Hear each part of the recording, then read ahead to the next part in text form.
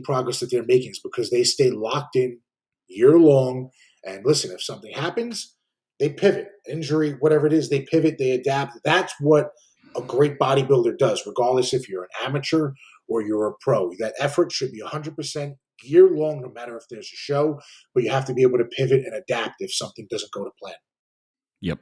And I think the number one thing to me that stands out with those differences between the people who just keep trying and like you can tell that they feel like they want it, but just don't understand what it means is their mindset of like, what are they willing to endure and how long are they willing to endure it?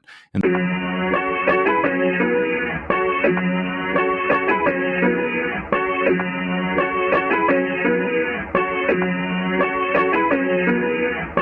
thought I was bluffing where you at.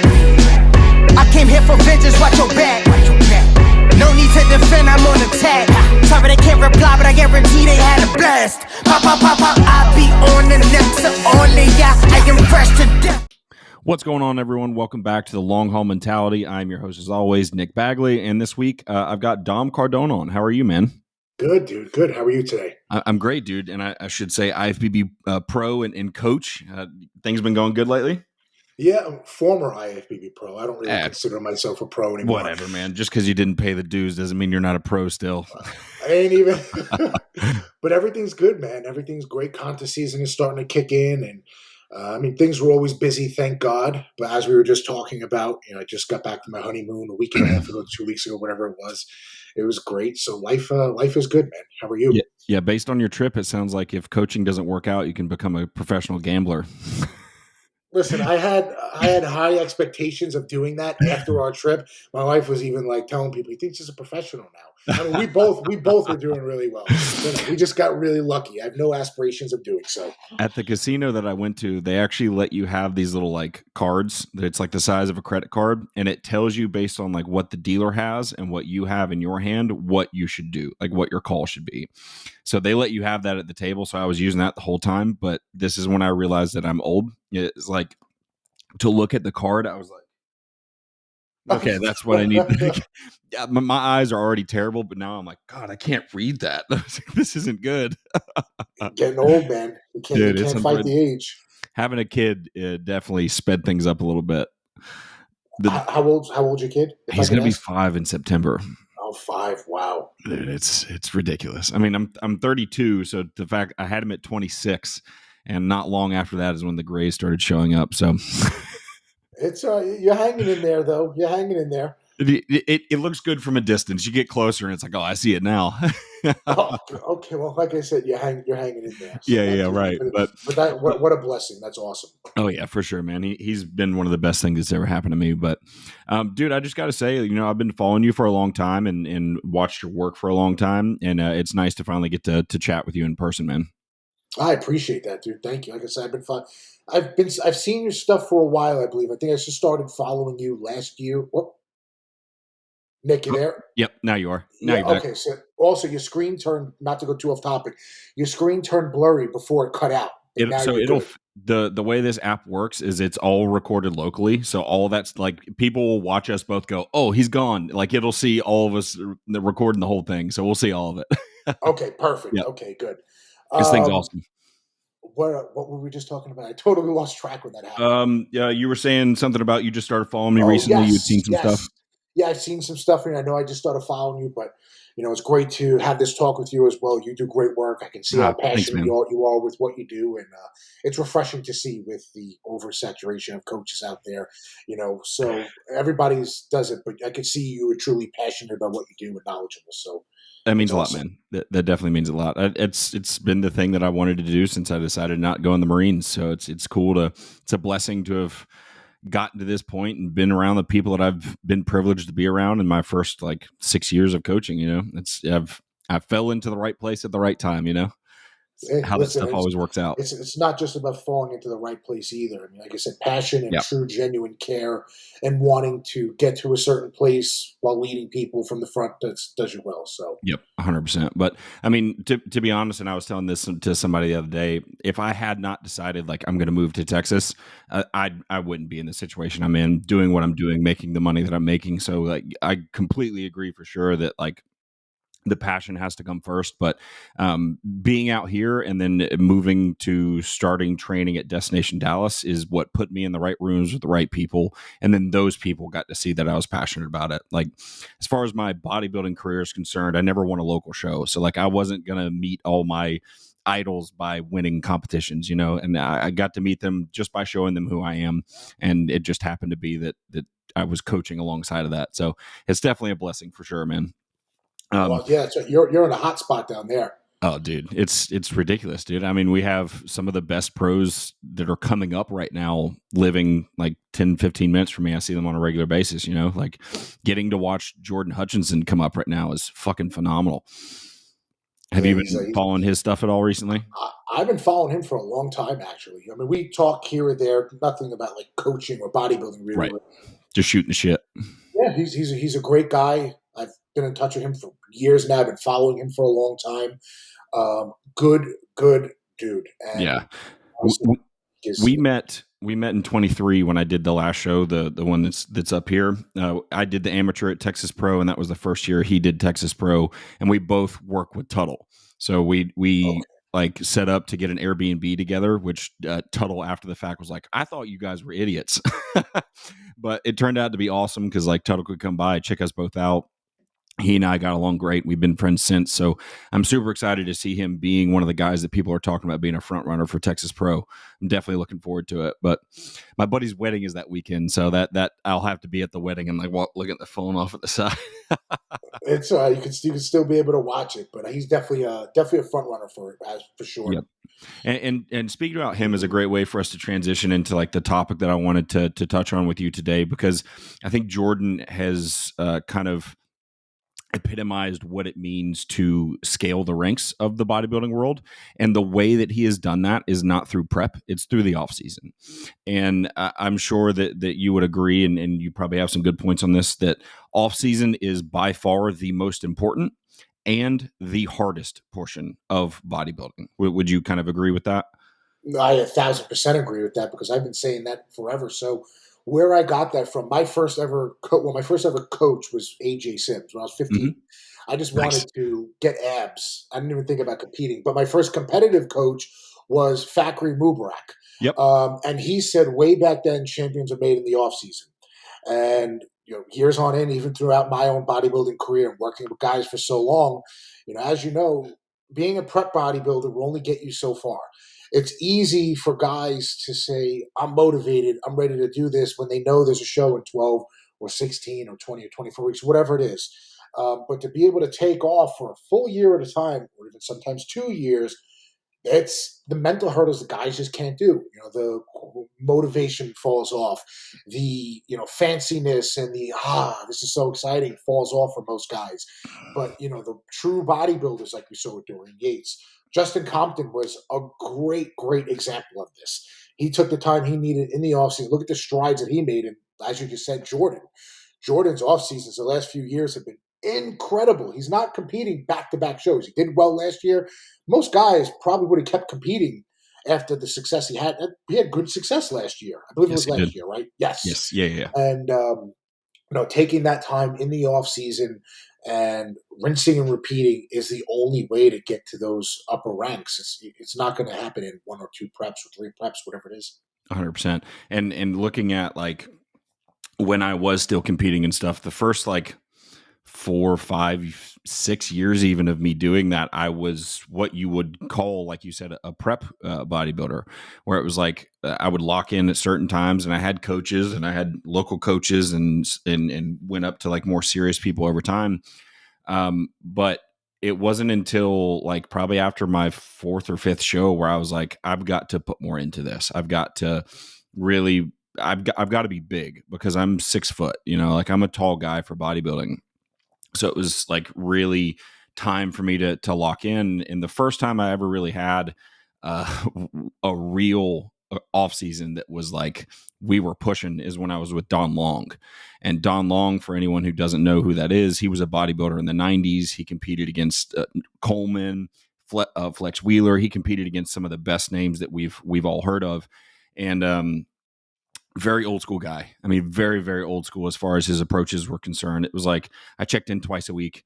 If my weight didn't go up, it was more food.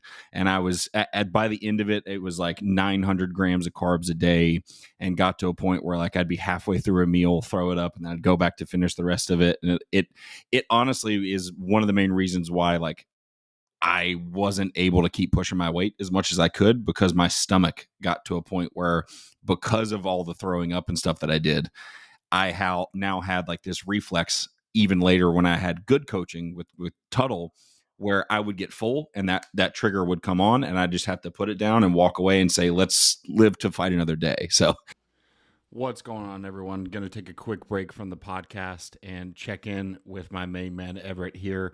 You can see the red light on behind me. That just means one thing. We're going to promote some sponsors right quick. There are no paid sponsors or paid ads for this podcast. So anyone who's watching, I appreciate your support. I appreciate your time. If you haven't already, make sure you subscribe. Share this podcast with your friends. Leave a comment. It does help a ton. The other thing you can do is help support the sponsors that work with me. And you see I have my Labrada Pro Series line here. So we've got the hydro, glutamine, creatine, and EAAs with some new pre-workout on the way. So if you like the podcast, you support me, use my code Bagley10 at checkout and get yourself a discount. Let's get back to the episode. The off season was by far the hardest experience that I ever had. Go ahead. What were you going to say? No, keep going. I apologize. What are some of the biggest differences that you see between like an amateur's off season and some of like your bigger, maybe like a bigger national level guy or a pro level guy who has gotten to that size? What are some of the biggest differences in off seasons that you see between those people? In terms of what way? In terms of like how they handle it, because like your bigger guys and stuff, obviously you're going to have to be a little bit more creative. It's not just add more food and keep getting bigger. Like how do you see the amateur who's kind of like spinning their wheels and these guys who make jumps in successes like Jordan? What do you see the biggest differences between those people are? So 1,000 things go through my mind at once. So as you just said, even like with the bigger guys, it's very easy. Well, it could be easy to ruin their look, right? Just adding more drugs, growth hormone, insulin, food, like most people think. Yeah, will it get you big? Possibly. But you're going to ruin the details in the muscle. That certain look. Look at Jordan's physique. He still has his details. He still has his lines are in check. His waist is staying in pretty good. Obviously throughout time, especially when you get that big, your waist is going to grow no matter what. But it's staying pretty well intact.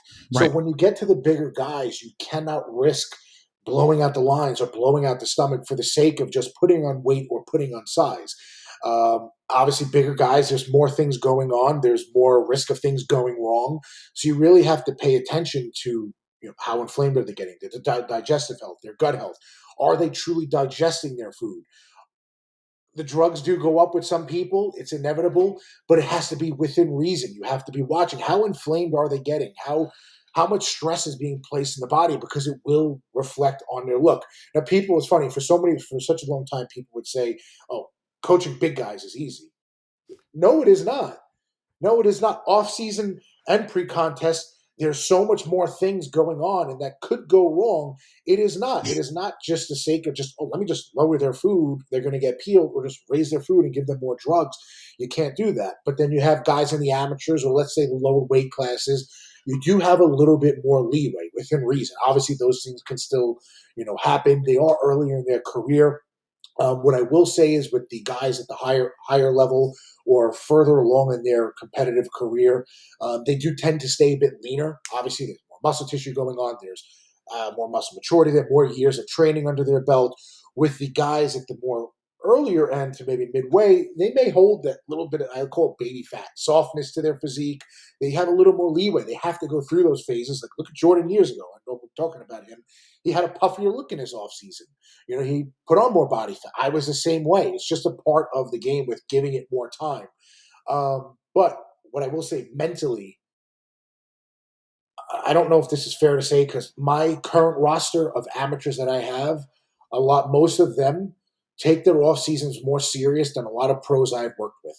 I mean, these guys don't have the same genetic pool as a lot of the upper echelon, if we even want to call it that. I hate calling them upper, but guys in the pro league, they don't have that genetic pool, but their effort and what their execution that they put into their off season far surpasses a lot of these guys that I've worked with in their off season, because those guys at the upper level are relying on their genetics. They are relying on the fact that they are bigger than most, and maybe they've competed in pro shows before.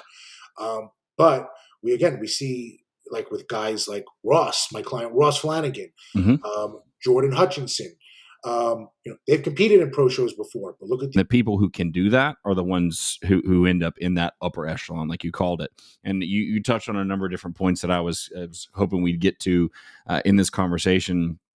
And the first one being, like, you, especially this day and age where you've got people who are saying that bodybuilding needs a reset and needs to go back to the golden era look and that kind of thing. When you are building, you have to make sure that those lines stay intact, your waist stays intact, and like you said, you don't lose that detail to the tissue. So it's not, prep and off season have to be looked at completely different, right? And I tell this to guys all the time. It's like, I could give two shits if your weight goes up.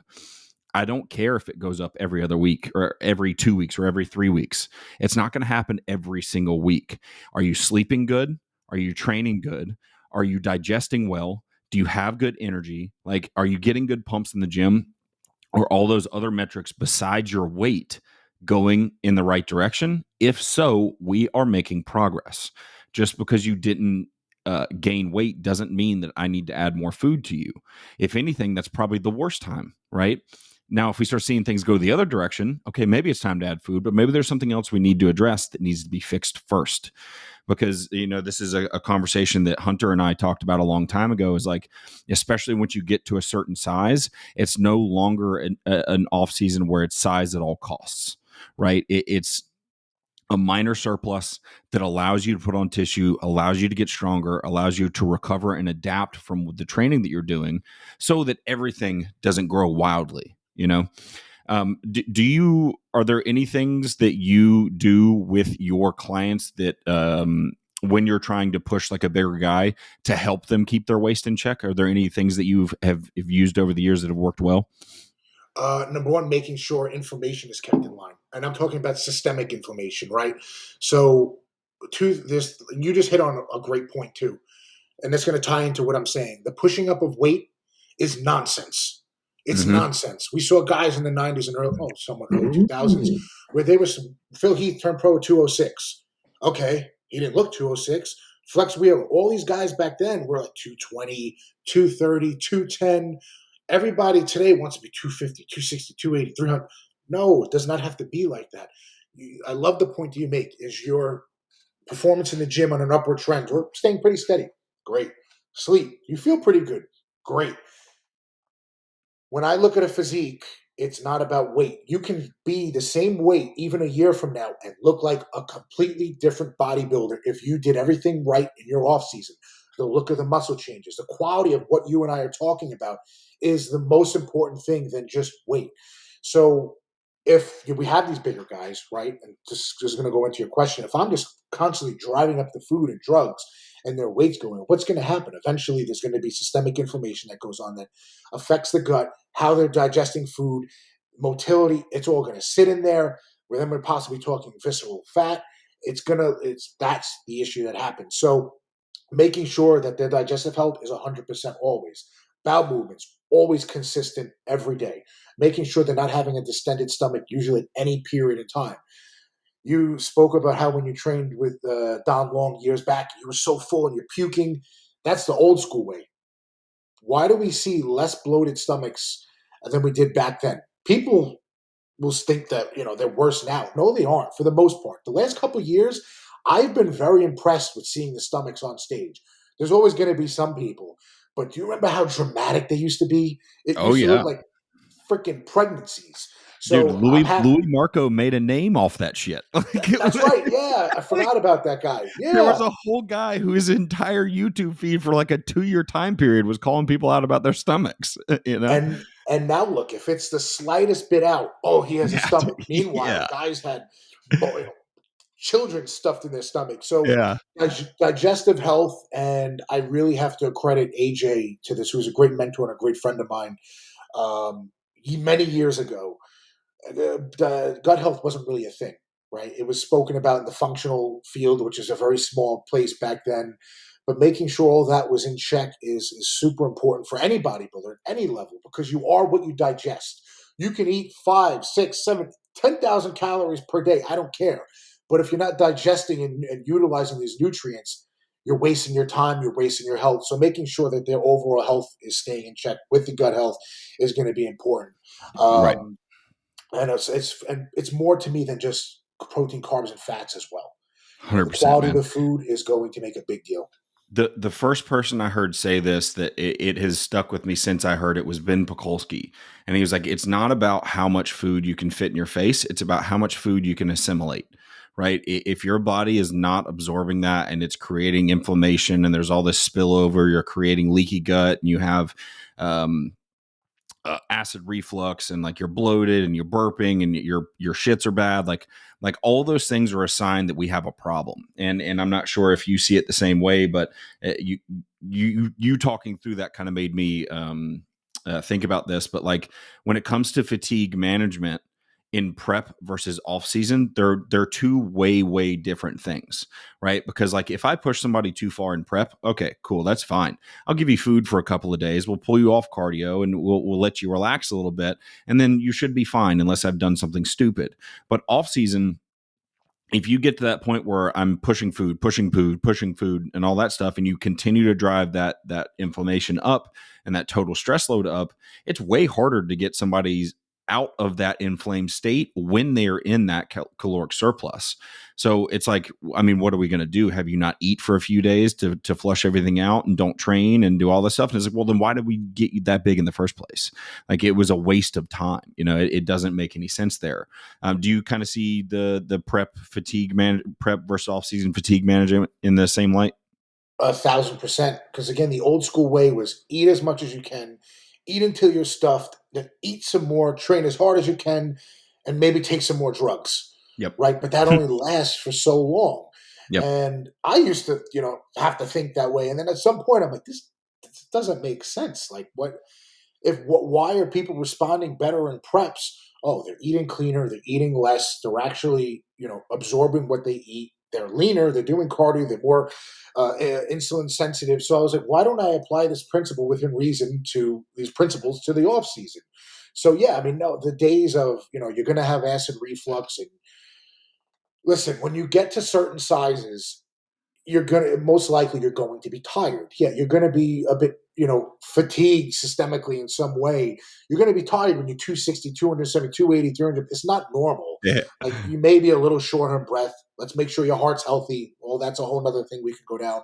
It's going to happen. But to have to dig somebody out of that hole, like you were just saying, it's going to take a lot of work. So now we're going to have to take 2 months, maybe 3 months out of our off season to unfuck all this stuff that we fucked during the way. And that's a setback, and then you got to build up off of that again. So that's a great point that you made. Yep. And to call back to one of the other points you made earlier in the podcast, the guys that you have come to you that are at the lower levels that still have what you called baby fat. One of the things that I've noticed has worked the best is like, typically those guys, when they come to me, are like, I want to get bigger. Right. And of course we can see the physique and know like, yeah, there's some size that we need to put on here. But when I see somebody who has that baby fat that's hanging on their body kind of everywhere, and it's pretty obvious to tell that they've got it, one of the first things I like to do is try to diet them down as aggressively as I can, right? I want to try and get off as much of that fat and water and whatever that we can, so that when we build, it doesn't just continue to add a little small layer on top of it. Is that something that you'll typically do with those guys, or do you kind of send them straight into off seasons? Yeah, I mean, again, it depends on the person, right? I know what you're saying isn't. When you say these things, I know it's not cut and dry to everybody. So just to expand on it for the people that are watching, if I get somebody like that comes to me, and let's say they've been training, pretty properly for a good amount of time, they've been eating enough, they're not showing any signs of metabolic distress or anything of the sort, then yes, then we can go into an aggressive dieting phase, pull that fat off and build up. Now, if they're coming to me and their diet's kind of all over the place, or they've been underfed for a long time, or whatever it is, and they're not in a place where I can, aggressively diet them down, whatever it is, then no, then we may start feeding and see what happens from there. Maybe they do have to get a little bit softer for a while to dig them, so we can dig them out of that hole that they put themselves in. So then, okay, now we're here at a set point with food that they feel pretty good, they're performing pretty well. Yeah, dude, are they holding a little bit more fat? Yeah, but now we can kind of recomp them and bring that fat down. And you know what happens at that point. We just said it before. Insulin sensitivity goes up. Their gut is starting to function a bit better. Their body's being fed enough. They're going to start putting muscle on while that fat comes off. So, but yes, for the most part, getting that fat off before we start adding in a surplus of food is going to be needed within reason of the person. Yeah, and like I'm not one of those guys that like when an athlete comes off stage and I'm like, all right, cool, we're going into a rebound phase. Like I don't like start forcing food on people. I don't continue drugs. I don't do that stuff. I don't think that post show is the best time to do that. I do agree that there is an increased absorbability of food during that time because your body's so sensitive to everything. And that initial rise in glycogen makes people feel like, oh, I'm anabolic right now and I can grow. But the reality of it is, if you got in real contest shape, your body is not in a spot where it's like, dude, we're getting a lot of food. We want to put on muscle. It's going, no, I don't have any fat in case this guy does something dumb and is going to die. So it's going to prioritize that body fat. But I do think that coming from a state of like either an aggressive diet or like a contest prep, on the back of that, if we first handle that post-show period correctly and then move into an off-season, I do believe that those are the areas where we can get the biggest growth out of somebody. And we see these big leaps in people's physiques after having been dieted down aggressively. How do you handle that like post-show period? Do you start to push food or like are you kind of on the same spectrum? Again, it depends on the person, right? So I actually did a podcast a few weeks ago with Chris Tuttle Awesome. and Milos. And Milos has, Chris has the same philosophy that you're talking about. Give it some time. Yep. But again, it depends on the person. There have been people that, okay, let's, change up the drugs, keep them at a moderate level, start slowly adding food in. They didn't need that at that point. Their body, they were so peeled, their body was so tired that it kind of went in another way, but kind of pulling way back on everything and kind of somewhat feeding up would have been the way to go. I have made that mistake before. So, but I've also had people that have come out of the phase, and depending on where they're at, that rebound have put them in a place afterwards that, I mean, they put on 2 off seasons. And a lot of people would say it was just, glycogen and volume. Well, why did that look stay for ever pretty much, and we built up on that through time. So a properly timed and executed rebound can set the bar for somebody's next season. But you just made a good point. There are some people after those long preps, they're peeled to the bone, and I love that you just said that. The body is not going to prioritize putting muscle on or getting peeled over survival. I say this to people all the time.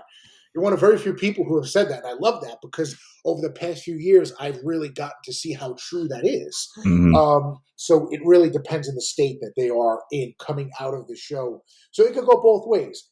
I do like to feed up very slowly. It's funny. I have an athlete. He's probably going to watch this. Normally, the week after the show, I like to keep food fairly low, especially if we peaked pretty hard. We're coming off a long prep, and then we build up off that. I put the food up a little too high. And, of course, he started holding a bit more extra water by Wednesday, Thursday than he should have. I'm like, okay, let's pump the brakes in us a little bit. Let's get things way down. Within 2 to 3 days, he was starving again. The water weight was down. So that week after is always going to be things where I like to have things stabilize again. We're not training till failure. We're going to start slowly upping the food. Cardio is still going to be in. We're going to make sure they return to a hydrated state again. And then based off that, where are they at, we go from there. So yep. I'm sorry if I'm going off too many tangents here. No, it's great. I hope I'm staying on track. No, you're good, man. Like I said in my message to you yesterday, like I don't have anything written down and like we'll just kind of talk. But And I think those tangents oftentimes like uncover some of like really good conversations, you know. And one of the things that I want to just touch on before we go into more conversation about this is like one of the reasons why I have always really liked you as far as a coach is concerned and why I've followed your stuff for so long is because the way you're speaking and responding to these questions. Because like I'm asking a very basic question and kind of putting everyone in one category. And then you immediately go, well, it depends. Right. And that to me is the ultimate sign of an expert, because you and I both know that we can sit here and talk in these absolutes all day, but then we're going to get something out of left field that we have to deal with. And it's our job to respond to that. And it's our job to not just believe that we have one path to success. It's like, you know, their body is going to dictate what that path to success is. And like you said, for the most part, after a show, I like to slowly get people back up. The first thing I want to do is get them back to a healthy body fat and get their appetite in check. Those are my two main goals after a show, right? Especially with somebody who hasn't done this before. Like if they've only competed a handful of times, like you and I both know what that post-show time period is like those 2 weeks after the show, everything that is edible can go in your face. And for a while, you'll look fantastic. You feel amazing. Everything's awesome. And you almost convince yourself like, oh, well, I ate a bunch of bullshit yesterday and I didn't get any fatter, so I can keep doing this for a while. And then all of a sudden you're a water buffalo and you're like, shit, what happened? I looked great last week. It's like it catches up with people so fast. So the biggest thing that I like to look for before we start to push somebody into like really pushing food again is like, has their appetite gotten under control? And is their body fat in a reasonable place where they can now have all of their blood work come back to a healthy position? Because yeah, drugs, hard dieting, all that stuff, those things will affect and skew lab work, but low body fat levels like that is not ideal for any function of the human body ever, right? Especially the brain, which is why we end up with prep brain, you know? So it's like, I want to make sure that all of those things are in check. Then we're going to pull labs and see what it is that like we've gotten all the extra bullshit out. What happened? And then let's go forward from there. Yeah, no, I fully agree. Now, I guess that's a pretty good question there. Like after you have somebody come off stage, what are you trying to get them to pull labs right away to see like the worst extent of the damage? Or do you try to wait a little while and let the body kind of get back to a homeostasis point and then check them? So it used to be, let's give it a little bit of time because we know they're going to be horrible. Now I've been having people pull them pretty much right away. Let's see what does things look like after we use diuretics and pulling out all the drugs at a certain point, and then maybe we up the orals, whatever we did. Let's see how bad this damage is. Now, there's always a play-to-play risk there, right? We're always going to – I don't ever expect it to be perfect. But let's see how much stress did your body endure during this to see. Now, is it going to be the week of the show? Like within the 7 days after? Probably not. Let's let the body hydrate a little bit first. So probably the second week. Because, listen, things are going to be skewed no matter what. And we don't want these sound the alarm. We just took diuretics. You're going to dehydrate straight. Of course you're fucking dehydrated. As long as we fix it. So, again, it depends on the person. I know I say that a lot. But yeah. I do like to see what are things, coming out of something so aggressive like, Yep. And that's a great point too, because like you see it 2 weeks after where they're kind of at least back to like hydrated and eating a little bit. You can see, like you said, what were the effects of the things that we took and then how resilient is your body, right? So if we pull it at 2 weeks post show and then we pull it 10 weeks post show, okay, we had 8 weeks between those time periods. What things that we have done to improve those markers we were looking at actually went in that direction, right? So that's definitely a great point there. But now, as far as like getting back into the nitty gritty of off season, like we talked about, like the people who have it between the ears are the ones who are going to be the most successful during that time period. Are there any like tips that you give your guys to try and stay mentally locked in during that time, or how do you typically handle trying to keep people on track with that? In the off season? Correct. Yes. Okay. Sorry, I had a transfer. We're just talking about rebounds. No, yeah. So that's why I think the weekly check-ins are great for these guys. I know some coaches do them every 2 weeks, every 3 weeks. Number one, I like having weekly check-ins with all my guys in the off season. Number one, it keeps me in tune with everything that's going on with their body. It's more data, even though things aren't changing every week. I want to see what's going on. And also, too, I think one of the biggest impacts on my coaching over the last few years was I used to be a coach that said, okay, everybody's a robot. I went through some stuff in my life. I still prepped. You can do the same thing. You have stress in your life, goes, everybody's completely different. So being able to have that communication with the athlete once a week in the off season, aside from physique purposes, let me see what's going on in their life. Maybe they need to tell me what's going on in their life. So, all right, so maybe we have to pivot things. It gives way more room for us to be able to stick and move and navigate through problems instead of every doing 2 to 3 weeks, whatever it is. I used to have coaches that maybe check in like once a month or once every like 6, 8 weeks. I did it, but like I think like now, like most guys aren't going to be able to do that. So it's just more data, being able to see what's going on in their personal life, being able to catch things before they come an issue. And it also does keep a fire with them. It keeps them accountable. It's most of them, for the most part, no, I got to check in with Dom every week. I'm going to stay on my shit. And it just keeps that constant line of communication going aside from data. So that's a big thing as well, is being able to stay in touch with these guys every week throughout the off season. Because, hey, if I'm telling you, Nick, you want to become my client, right? I'm telling you off season is more important than prep. Why aren't we checking in every week then? Yeah. It's a great point, man. Why are we not checking in every week? If it's more important than prep, why? 2 check-ins a month? Yep. 1 check-in a month? It doesn't make sense. So those are all very important factors. But also, too, I give these guys reassurance. Say, hey, listen, every once in a while, listen, let's keep this moving forward. We either have a goal in the short term or not. We're going to keep things progressing, and that's how you keep things going. As a coach, instead of me just saying, here's your plan, I'll tell you when you're ready. That's it. You got to play the coach too, because every athlete is completely different mentally with how they're accepting. All right, I may not be competing for a year or two, whatever it is. They're all going to be different. So being able to know how to navigate the individual athlete on what I've come to see with their mental mindset is super important. From you and I's standpoint as a coach. Yeah, I completely agree. And one of the things that shifted my relationship with my clients and then my ability to keep clients for an extended period of time was going from just like message responses to a video response. Right. And I think your point of like talking with those people every week is such a good point, because even if it's as simple as nothing really changed this week, everything's fine, I feel good, and here's my pictures. And then I just kind of touch on it like, hey, we're doing great. Keep moving forward. Keep locked in. We don't need to change anything. I'm seeing exactly what I want to see. That's such a reassurance. And it's even better for them to be able to see me talk through it. Right. So like the way I do my check-ins, I record a Loom video. I know a lot of people are doing that these days, and I'll send them a video response back of me walking through their check-in. Right. So I read off the things that they wrote. I check all their data. I look at their daily habits that tracks things like sleep and stress and energy and so on and so forth, and look at that and go, cool, we're doing really good here. The sleep could be a little bit better, so let's focus on that this week, or your stress could be better, or whatever it might be. And then from there, hey, just keep checking boxes, right? And when they hear my tone of voice, they get to kind of it just helps us build this better relationship, where when they get to those spots of like, am I really making progress? It's a very easy response for me of like, yes, we are, and here's why. And I can list it all out to you if you need me to do so.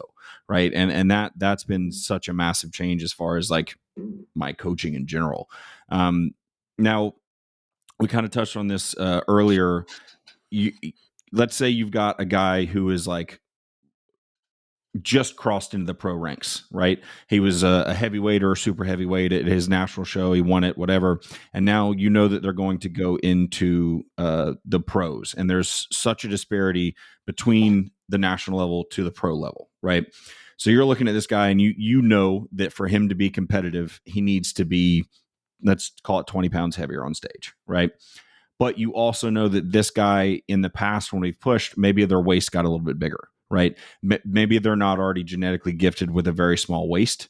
And we're kind of teetering on that line of like, if we push this too hard, we could lose your stomach. We could end up with a distended gut and completely throw off your lines.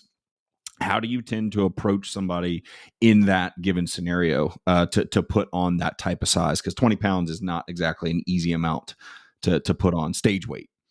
Well, again, like we were just talking quality over quantity, right? I'm going to pay very close attention to how they look. Are they getting inflamed? Are they showing any signs of distension? Obviously, if they have these issues in the past, do they have any underlying gut issues that are going on that could come back?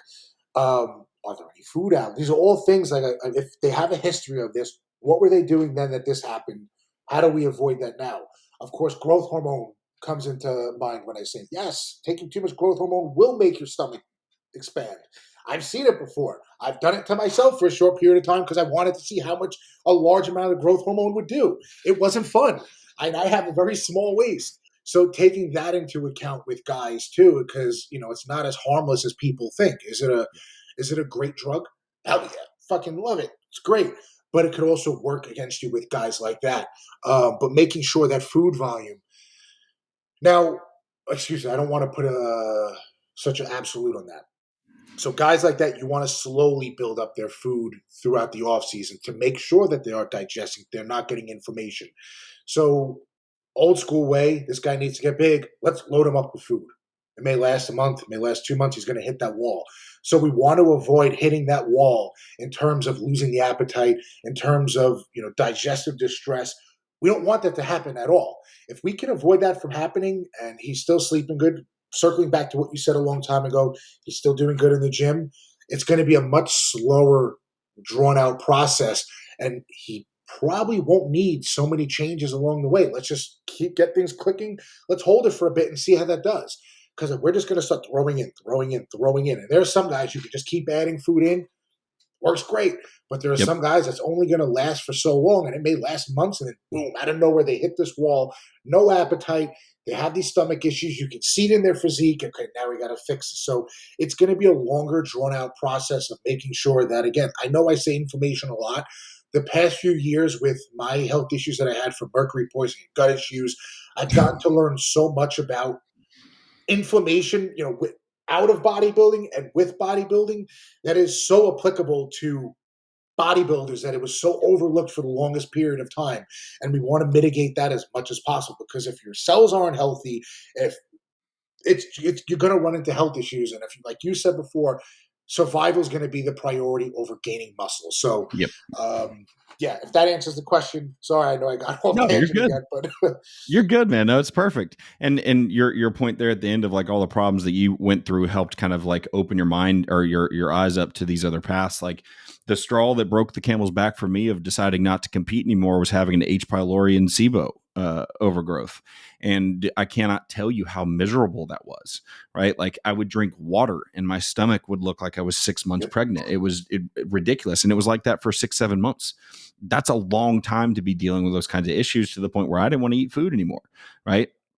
So now it's made me even more hyper aware of like, let me make sure that these guys' guts are in the best place possible. And like the two biggest things that I've focused on the last year to make myself a better coach is first female enhancement, and then second gut health, right? Because like a great example of this right now is my open pro Roy, who trains with Hunter.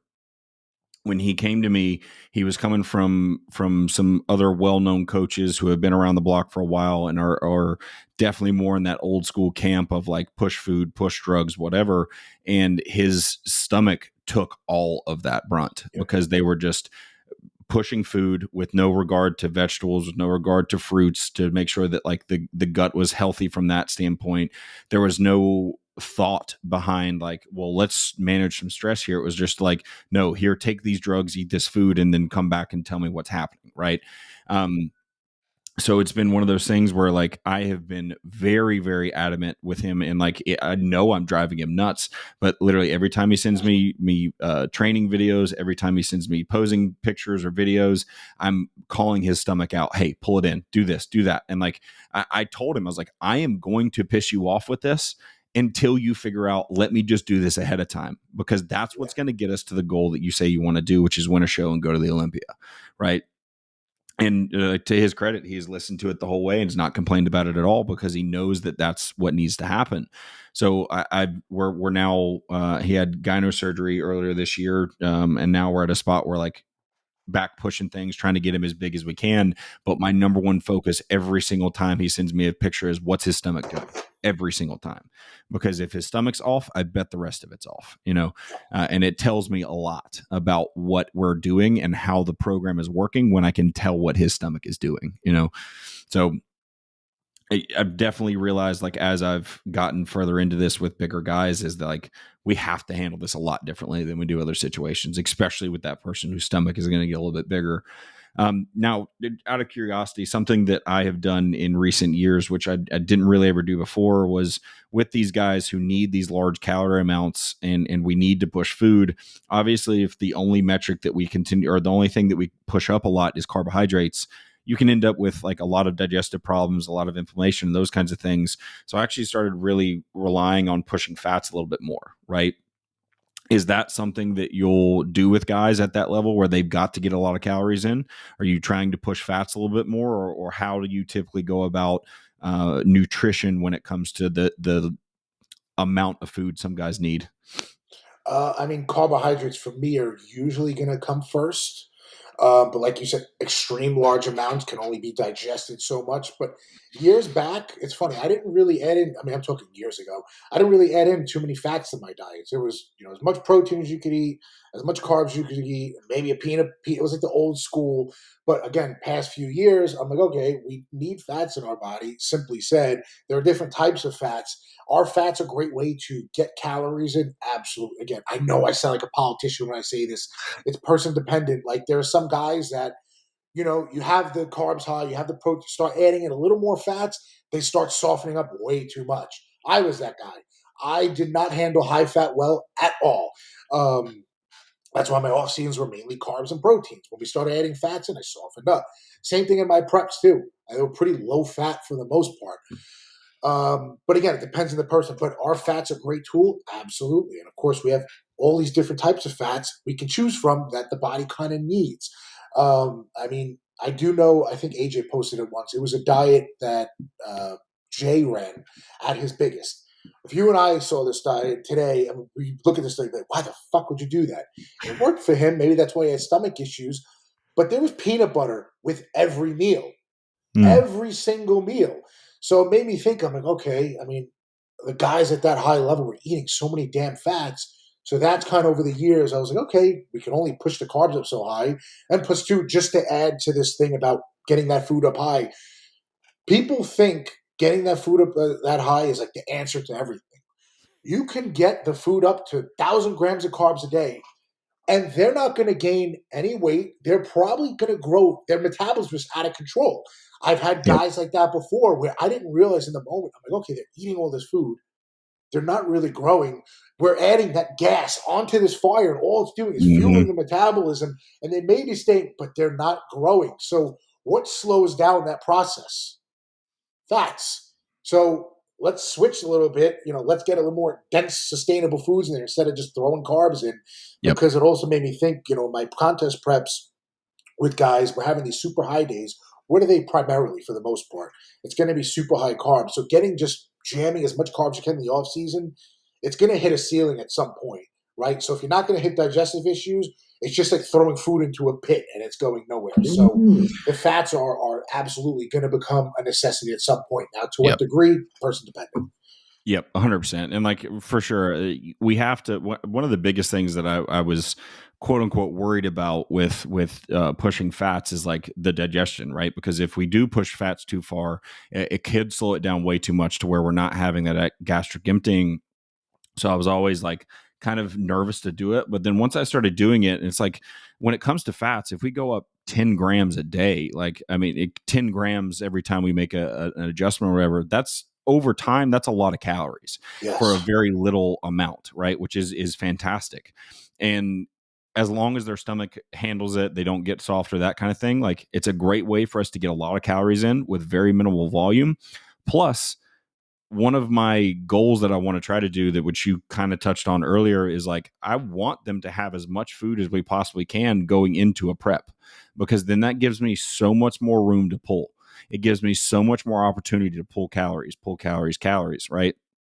If the only thing that I scaled up is carbs, at some point they're going to have to be on like minimal to no fats. And then that's when we really see that brain fatigue go up. We see a lot more inflammation go up. We see like issues with hormones and all these different things. So it's like, that's just another pool that we can take from. Now, it's not my main place that I go. Most of the time, I'm just going to push up carbs. But definitely the fats are a great resource that like I've definitely tapped into more over the last like year.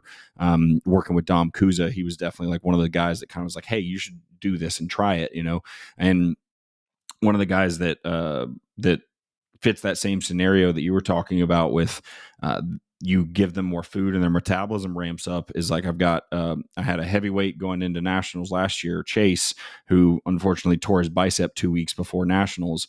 But when we had to feed him to get him full, I mean, we were pushing 900 grams of carbs a day. Right. And like even that sometimes would run through him. So it's like, cool, we got to put fats. We got to put quite a bit of fats in with this. So it sticks to you. Right. And once we figured out that combination, it was like, holy shit, we're fucking cruising. Right. So it's definitely been a really solid place as far as that's concerned. Now we're coming up close to the hour mark here. So we'll start wrapping up here in just a minute, but with the current level of bodybuilders, and I'll kind of wrap this to another topic that I've discussed with a couple other guys in this thing that's in the zeitgeist of like bodybuilding needs a reset. When we look at these guys who are as big as they are now, with all the new guys coming up who want to crack into that, where do you think things are going to evolve to? Where do you think, like, do you think it's just going to continue to be like, we're going to see a guy that's 310, 320, 330, 340 on stage, like over the years? Or do you think there's going to be a little bit of a different shift as far as that's concerned? Well, I mean, I think it kind of is shifting. I mean, over the past few years, we've been seeing them reward a bit more guys that are more shape and structure based than just mass. But it's funny, you look at there's so many different body types now on the stage compared to, usually you have like this group. It's so from like 1 to 5, it's like all different body types. Mm-hmm. But I personally, from the last few years, I have to think that it is kind of going in a better direction because like we said in the beginning of the conversation, the distended stomachs like they were a long time ago are becoming a lot less. They are. It's a lot different of a look. We are seeing the level of conditioning, for the most part, across the board, pretty damn good. I don't know. Every time I open up my social media, there's somebody with a ripped ass on there. But back then, it was like, oh, you got glutes? That was like a prize goal. Now it's like everybody, for the most part, everybody has striated glutes. So it's like I do like to see the level of conditioning starting to go up as a whole. Now, I do want to put a disclaimer on that. People will hear this and look at stage pictures and be like, oh, but I don't see it. Yeah, not everybody's nailing their peaks. It's bodybuilding. That happens. But for the most part, you're seeing the levels of body fat getting pretty damn low. But I do see now, this could go both ways. Now, the judges are starting to reward the better quality of physiques for the most part across the board, right? At the higher level. We're seeing numbers dying down in the amateurs. You go to an amateur show, you're lucky to have one guy in your class. Some classes have none. National level shows, nobody knows who's doing them anymore because there's no coverage of shows. And the shows could be a complete flop or it could be a great show. So it could go both ways. But the overall quality of the competitor, I have to say it's tough to say. I mean, they're trying to set a standard at the pro level. We are seeing coaches with the knowledge base to bring guys in more conditioned all the way down to the national level. But it's tough to say because we see these numbers and the quality of physiques dying out in the amateurs like we've never seen it before. I will say, though, people that say bodybuilding is alive and well, I completely disagree with that. I will not look at the pro level and say bodybuilding is alive and well. Look at the amateur level. Look at the younger guys. Look at the national level. That is the true indicator of if bodybuilding is alive and well. Yeah, of course the pros are going to look great. Of course, there are going to be some years the pros look better than other years. But when I look at the amateur level and there's guys showing up fat on stage and at the national level and the numbers are down, there's a change has to be made somewhere. If it can even happen at this point, we have guys that are now going to physique that may never give themselves the opportunity to go into bodybuilding, guys going to classic, which I love classic. Those guys are coming in peeled. So at an amateur national level show, I hate where it's going. I hate where it's gone. At a pro level, I enjoy it. At a pro level, I do enjoy it. And I feel like it's going in a good direction. Yeah, that's a really good point. Quentin and I talked about it on the podcast that just went up yesterday. And like as far as the pro ranks are concerned, I believe that we are like in a golden era as far as the pro level. Like every pro show you go to now is just a battle between like mutants, right? But I do agree that like at the lower levels, it has gotten watered down. And not only is it watered down with the competitors, but it's also watered down with, like we talked about earlier, shitty coaches, right? And like I think that some of these physiques, I see so many guys get on stage that have such great potential, but because they put their hands in someone that's an idiot, sorry, they weren't able to reach that potential. And then one of the craziest things to see is when somebody does have that potential, they realize they have a shitty coach, they get a new coach, and then all of a sudden they're making this insane progress. It's like, well, yeah, that was the key. You need good coaching, and like that's why it's so important to look for somebody that's really quality. And then as far as the like changes in bodybuilding that I'm seeing is like I think we're getting away from that era where it was like, oh, I'm 290 on stage, I'm 280 on stage. It's like you don't really hear the guys talk about, like they will say it because everybody wants to know, but like none of the guys care. They're what they care about is the look. Yep. So what I think we're just going to continue to see is people being more intelligent with how they build their physique. And then the weight is just a byproduct of what they put in to make their physique fit the criteria of the day, which is a masthetic look, right? They want you to be big, but they also want to have good aesthetics, good lines, and good condition, right? It's not just an end all be all, get as big as you can, like it was at one point. But we'll go ahead and wrap it up here, man. So just let people know where they can find you, where they can reach out for coaching. Anything else you want to plug, man? No, well, first off, I appreciate you for having me on. Dude, I appreciate you. It's been a great conversation. I'm on Instagram. Was it Dom Cardone IFBB? Yeah, Dom Cardone IFBB. You can DM me on there. Click the link in my bio. I hate saying that, but click the link in my bio. Yeah, I work with amateurs. I work with pros. I work with non-competitors. So a common misconception is that I only work with competitors. Yes, when you look at my Instagram, you may see all these guys. I love working with non-competitors. I love working with amateurs. So yeah, if you want to work together, of course we would have to hop on a call, make sure we're a good fit for one another, and apply. So yeah, just DM or just click the link in my bio for the application. Yeah, the thing I always say is I'll work with anyone who wants to work hard, plain and simple. Yes, that's the easiest way to summarize that. But yeah, man, I appreciate your time so much, man. It really meant a lot that you'd come on here. So for anyone still watching, do the YouTube thing, like, subscribe, share it with your friends, ring the bell, do all that fun stuff, and we'll catch you on the next one.